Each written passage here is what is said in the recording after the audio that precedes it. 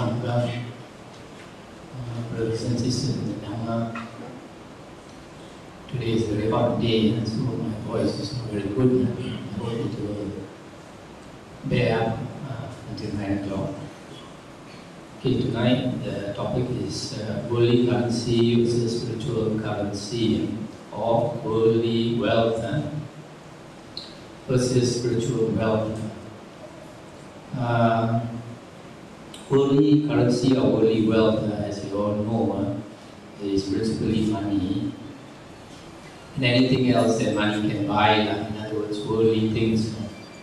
Spiritual currency is blessings that is merit earned from doing good karma. Other things cannot be seen, cannot be measured, unlike worldly wealth. Now, why do people chase after worldly wealth or worldly currency? Because everybody wants to have a good life. Everybody wants to have good food, a big mansion to live in, luxury cars, traveling overseas, entertainment, all kinds of entertainment, including nowadays you see in the papers, buying a wife. So that's why people, practically everybody in the world chase after money so that they can enjoy life. Now, why do people cultivate spiritual wealth or blessings? Because some people think it's so boring to study the Dhamma or to listen to Dhamma talks or meditating. They can't understand how you spend the whole day watching your breath. I think there's much better things to do than to sit still and watch your breath. And also, it's very difficult to keep precepts, to control your behavior, your conduct, etc. And mainly because people cannot see the benefits of this spiritual wealth in this life. People want to see things and only they believe, right? It's because the Buddha says so, they don't have the faith to believe. So everybody chases after money. As far as the Dhamma is concerned, this is okay, no problem. But when we think about it, when we chase after money, can we get what we want? Some people, they totally fail. You know, now the economy is so bad, a lot of business goes bankrupt. So some people totally fail. Some people fail to the extent of not achieving their target. On the other hand, there are some people achieve the target and what they hope to get, a certain amount of wealth in life. They get what they want. And then some get more than they hope for. Some even die trying to make money. And all of them work very hard. So when we see that in life, even though everybody struggles, yet we don't get the same in life. So if you don't understand Karma Vipaka, I think that's not fair. But according to the Buddha's teachings, what we get in life depends on our blessings, which is actually our spiritual wealth. We are born here in the human world because of having some good karma from the past life. So we are reborn as a human being. And as a human being, our life is not too bad. Most things that we want, or most of the basic necessities in life we can get, and sometimes we can even enjoy life. Like in Malaysia, life is not bad. But when we compare ourselves to the Devas, we find that Devas have much better blessings. They enjoy life much better than us. And the Devas, there are three realms of Devas. The lowest is the sensual desire realm. Then the second is the form realm. And the third is the formless realm. The sensual desire realms are in the sensual desire realm, beings are controlled by lust and sensual desire. So you have male and female. But in the form realm, to be born there, you have got to attain jhana, one-pointedness of mind. And there the beings are unisex. There's no male and female. And their bodies are so bright that they emit light like the sun. In fact, brighter than the sun. And then the formless realm beings, although they are called formless, they have a very fine form, so fine that all other beings cannot see them. That's why they are considered formless.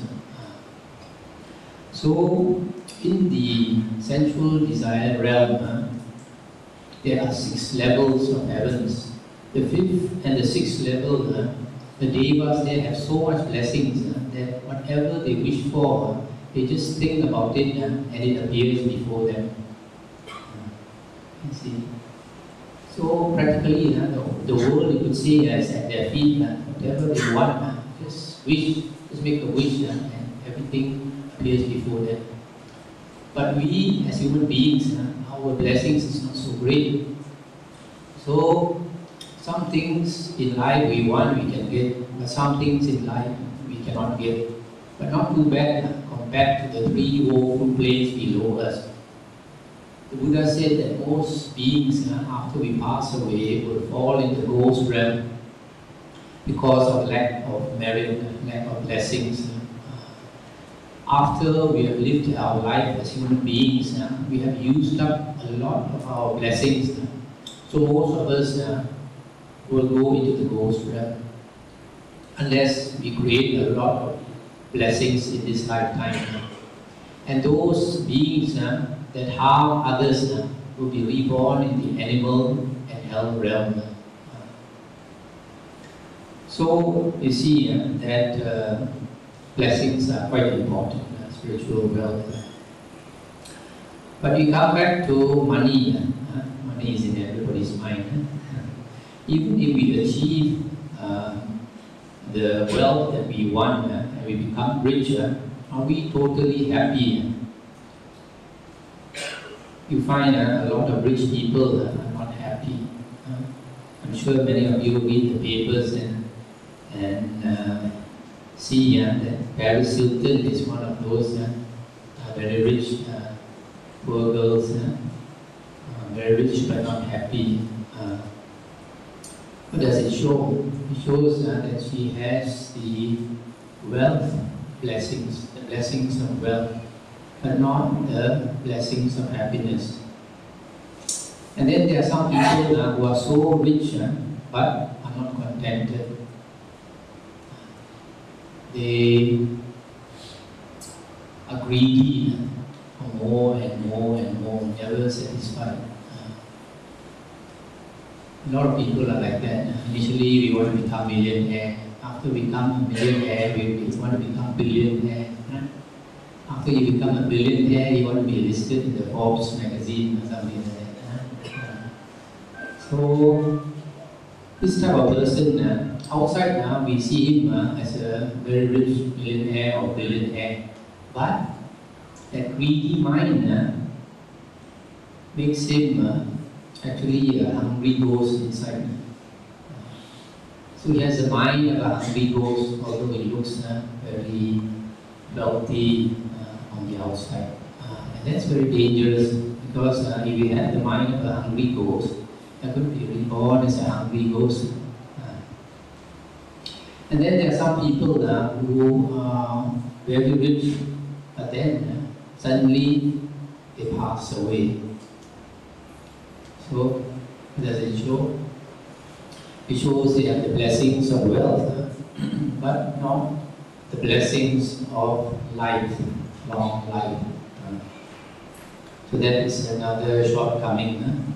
So you see, this wealth alone is not enough.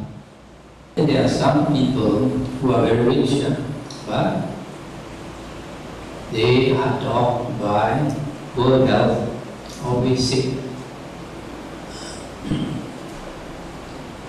Throughout their life, they are always sick. So they don't have the blessings of good health. And then there are some people, they strive hard to make money, and then they become rich, maybe a millionaire. And they become a millionaire for many years, but after a good many years, suddenly they become bankrupt. You also have such people. This shows that their blessings is not sufficient to last so long. After some time, the blessings is used up, so they become bankrupt or something like that. And then if you have wealth also, when you die, are you going to get a good rebirth?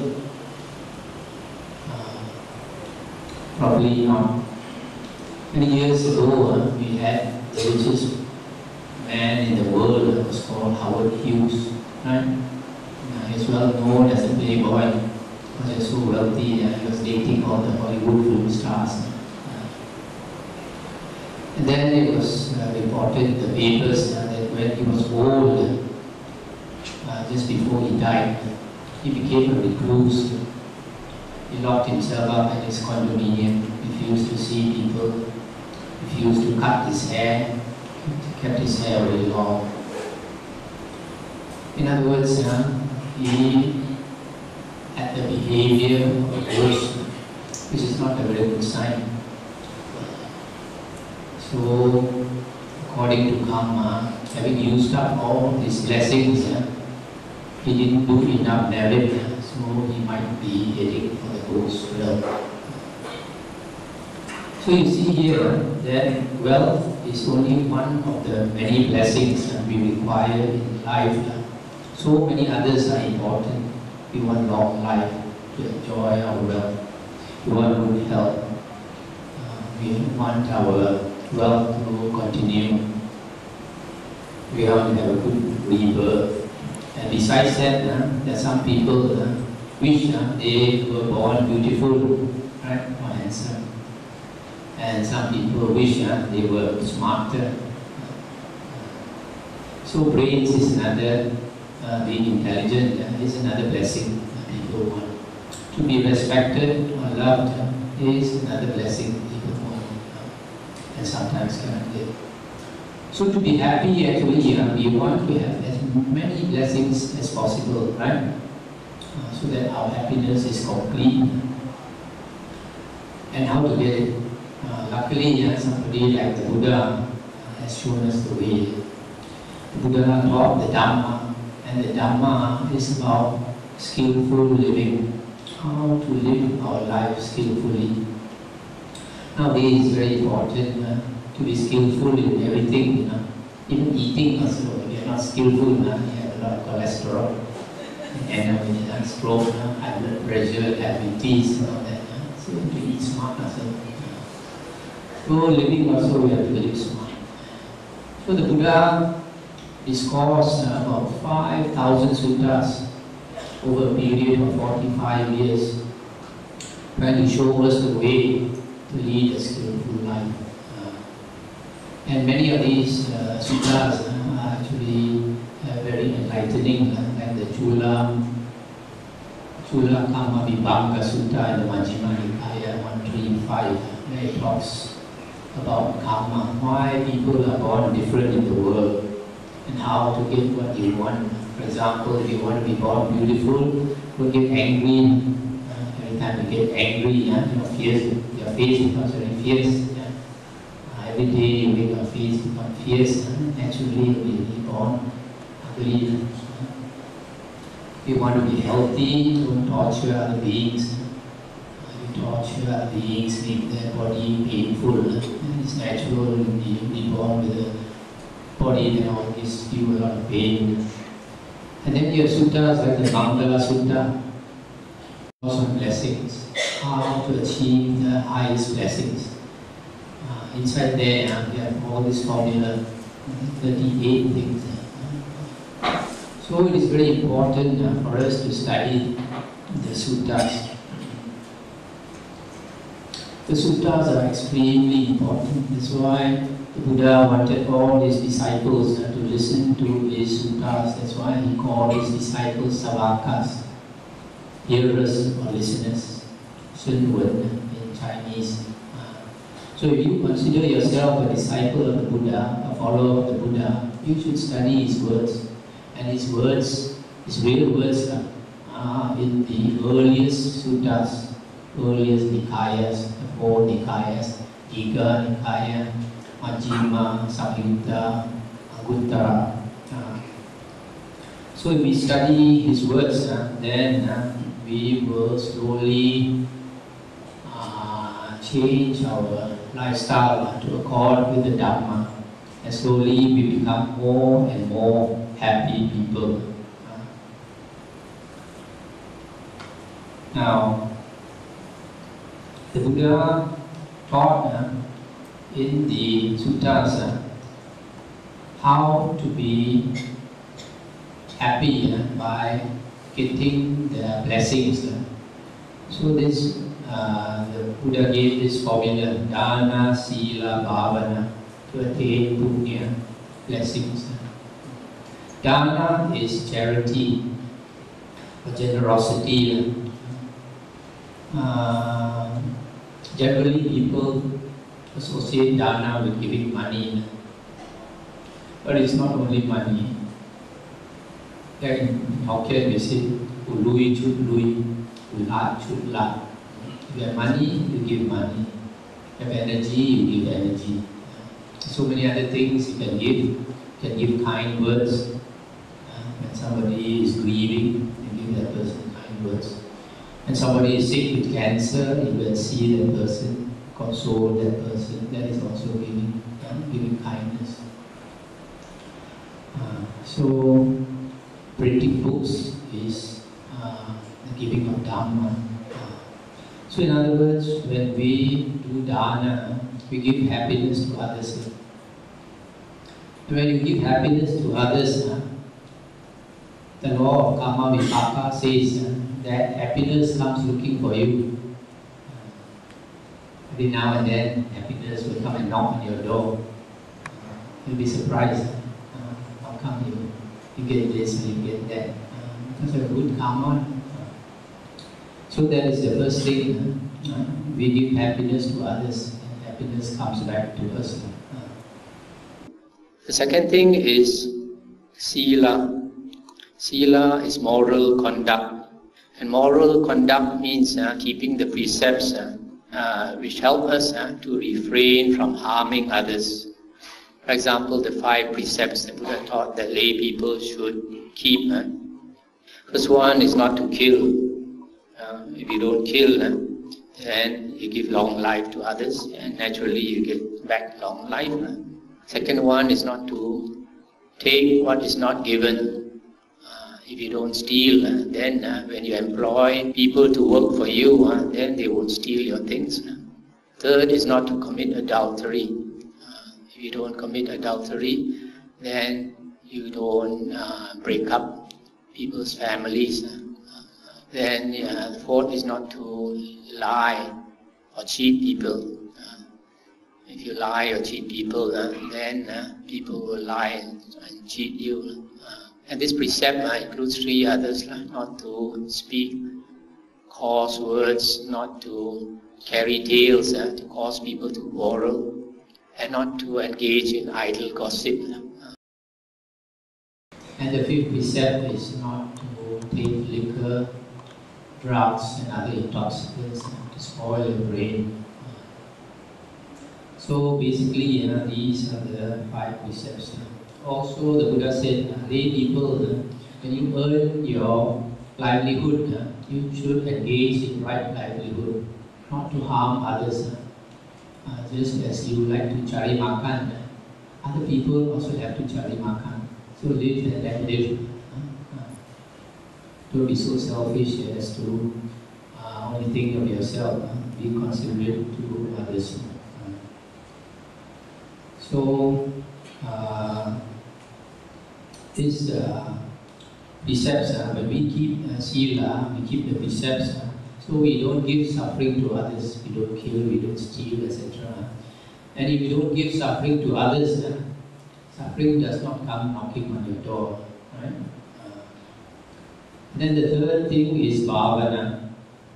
Bhavana is development of the mind. And development of the mind consists of 2 things, 2 parts. One is to study the Dhamma. When we study the Dhamma, we get wisdom. A lot of things that we should know, we don't know. Then when we study the Buddha's words, then we say, yeah, so logical, why didn't I think of it before? So you see, common sense is not so common. Nowadays, ringgit more common. So, this is the study of the Dhamma. Then another part of bhavana is meditation. Meditation is to train the mind to focus. Our mind is not focused. Most of us, we are chasing after a lot of things in this world, so our mind gets to be very scattered. So when we meditate, we train the mind to become one-pointed. And this is very important. A lot of people don't understand why this samatha meditation is important. There is in one sutta an incident where one very rich layman was so rich that every day he would be entertained by slaves who would sing and dance for him. And he will drink himself until he gets drunk. And every day he will drink and enjoy the slaves singing and dancing for him. So one day when he was drunk, the Buddha walked in front of his house. So when he saw the Buddha, he was surprised. And then he fixed his eye on the Buddha. And he concentrated, because in his previous life, he probably was an ascetic, a monk or something. So the sight of a samana, a monk, roused his interest. So when he focused his eyes on the Buddha, he looked at the Buddha. Then he was able to shake off his drunkenness. Can we do that? Unless you have trained your mind to be one-pointed, when you're drunk, you cannot shake off your drunkenness. When you're sleepy, you cannot shake off your sleepiness. But if a person like that can train his mind to be one-pointed, then when he listens to the Dhamma, his mind becomes one-pointed. And then he understands the Dhamma. And that was the way many of the Buddha's earliest disciples became arahants, just by listening to his Dhamma talk. That's why this meditation, samatha meditation, is so important. So when we practice bhavana, we study the Dhamma, and the Dhamma shows us the way to lead our life, the path to walk, the Noble Eightfold Path, etc. And then we meditate so that our mind becomes clearer and we can understand the Dhamma better. And this gives us more blessings. In fact, these blessings of bhavana is so great that it can bring us out of samsara. It can make you become an Arya. If you listen to the Dhamma enough, and your mind is clear enough, you understand the Four Noble Truths, then you have right view. And once you have right view, you are already an Arya. You attain the first path, stream entry. So, you can see that once you have attained stream entry, it means you're an Arya. And once you're an Arya, it means that three woeful planes are totally shut off for you. You will never be reborn as a ghost. You will be never reborn as an animal. You will be never reborn in the hell realm. So it is so important, you see, to attain stream entry. Once you attain stream entry, you have attained the most precious thing in the world that money cannot buy. So this is the formula for lay people to attain this happiness and the blessings that will give you happiness. But for monks, it is a little bit more. In the suttas, the Buddha listed out charana, conduct for monks, or practice for monks. And one of the things is contentment.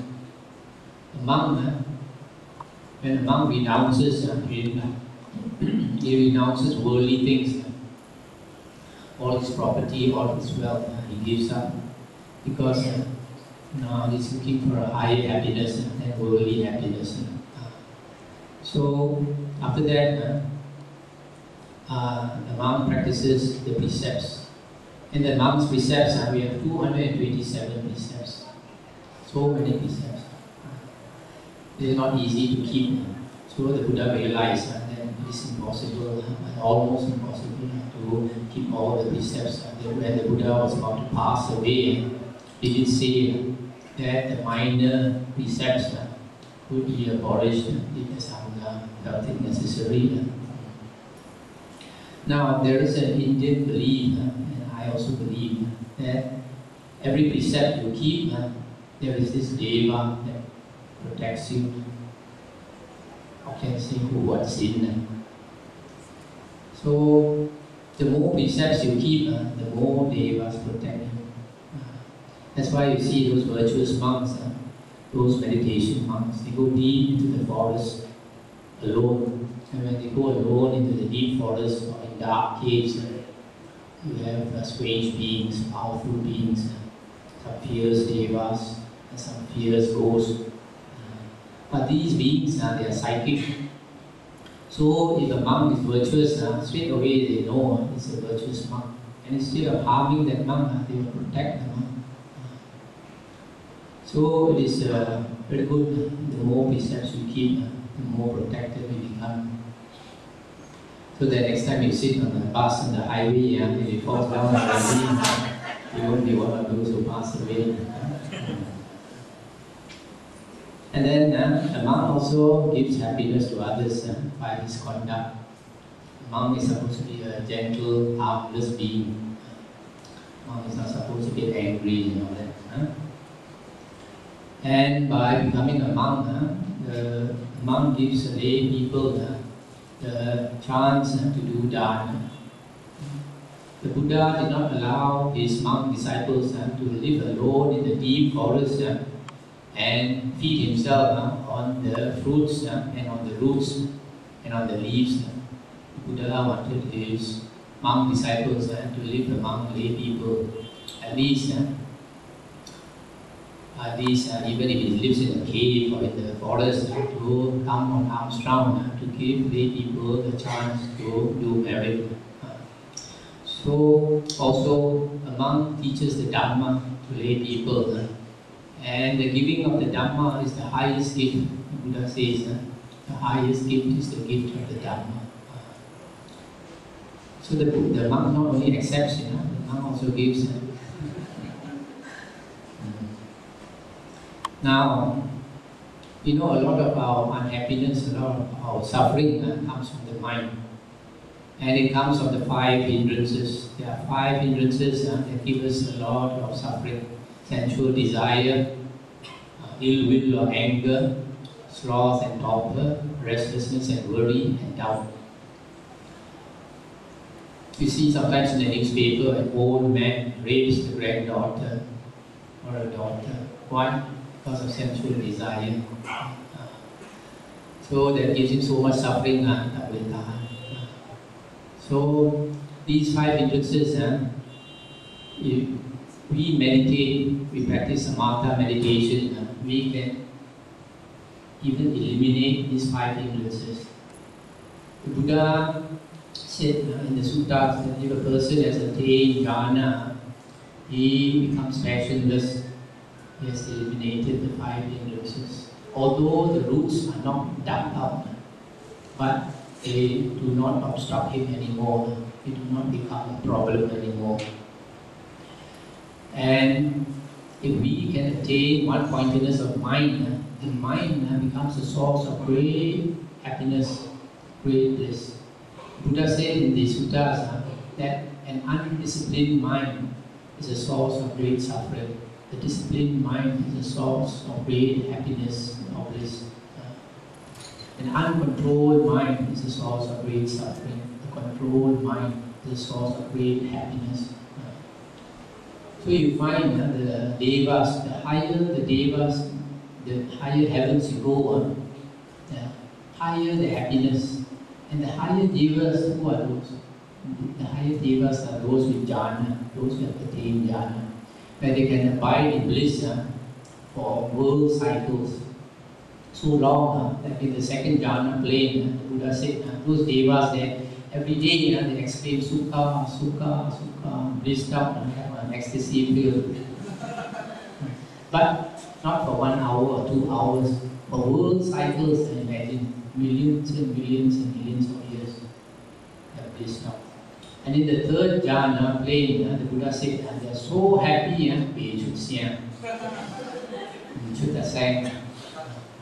Cannot utter a word. Blissed out totally. So that's how we get the higher happiness by training our mind. And the highest happiness we can get is Nibbana. Buddha said Nibbana Paramang Sukha. Nibbana is the highest bliss. And so if we want to attain Nibbana, we become monks and nuns to aim for the highest happiness. So that is the formula for monks and nuns: contentment, keeping precepts, giving happiness to others, meditating to eliminate the 5 hindrances, and practicing the Noble Eightfold Path for the highest happiness. So in conclusion, I'd like to say that in the Buddha's teachings, the Buddha did not say that money is wrong. Buddha said for lay people, enjoy life, make as much money as you can, own as much property as you can, but use it wisely. Make yourselves happy, make your family happy, make your relatives and friends happy. But the Buddha also said, don't eat stale food. What is stale food? Stale food is food left over from yesterday or the day before yesterday. And that refers to the riches you have now. The riches you have now is a result of the good karma you created in the past life, or 2 past lives, or 3 past lives ago. So that is stale food. So the Buddha says you have to get new food by creating the merit now, create more blessings now, so that to ensure that you get good food again in the next life or even this life. So remember, don't just rest on your blessings from the past life. You have to create more blessings from dana, sila, bhavana. The other thing you have to remember is wealth is only one ingredient of the happiness cake. There's a lot of ingredients in the happiness cake, right? You want to have a long life. You want to have a good, strong, healthy body, like David Beckham. You want to be intelligent, you want to be beautiful, handsome, etc. So, not only wealth is important, all the other things are important. That's why the Buddha said you have to practice this dana, sila, and bhavana. The other thing we have to remember is that worldly currency is like banana notes. You know what is banana notes? Only old people like me will know. When the Japanese left after the Second World War, they left a lot of Japanese money. When they came to Malaysia, I think 1942, and they left in 1945, they thought they were going to stay here forever. So they started to print a lot of Japanese money. They don't call it ringgit. So when they surrendered in 1945, and the British came back, all that money was worthless. So when I was a small boy, we had plenty of Japanese notes to play with. And those were called banana notes because the banana tree was on that money. Now, banana notes are no more of any use. So all the wealth that we have now, when we pass away, it becomes banana notes. We cannot bring it along to the next world. A lot of people don't know when their relative passes away, they go and burn paper money. Before, even you burn the real ringgit note also, it becomes banana note the other side. So only spiritual currency is valid. Spiritual currency, if you develop it in this lifetime, you can bring it along to the next life. You can use it. It is more than international. It's inter-life, life after life, you can use it.